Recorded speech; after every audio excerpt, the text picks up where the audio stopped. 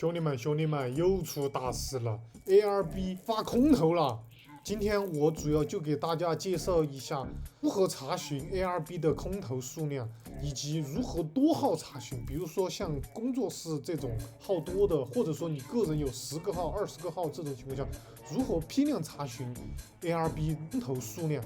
其次再讲讲错过了 ARB 的小伙伴也别担心，接下来我们应该重点刷哪些项目，也能够像 ARB 这样阳光普照，赚到你满意的收入。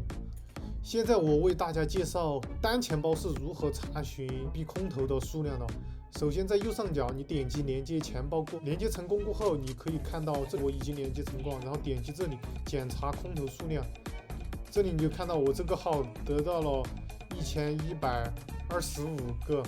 第二步，如何多账号，比如说像我们工作室如何查询，把账号地址复制，然后粘贴到这里，然后点击查询。这个他的请求都是通过代理的，不会被判为女巫，所以说大家可以放心使用这个网站查询。这个网站我也会放在视频链接下方。最后再给大家提一下，错过了 ARB 的空投，那么接下来我们该重点着重于做哪些项目？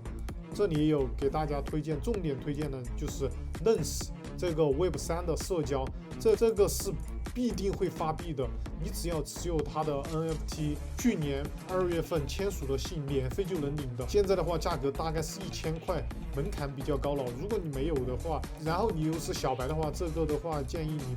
不要去玩了，因为成本比较高了。其次 ，ZK Sense 也是重点 ，Score 以及 ZETH Chain 这个对于小白没有什么资金的可以重点做，把它 Galaxy 平台上的所有徽章都给搞下来，包括 Starlake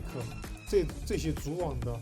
包括 Web3 社交的都是比较优质的，接下来可以重点做的。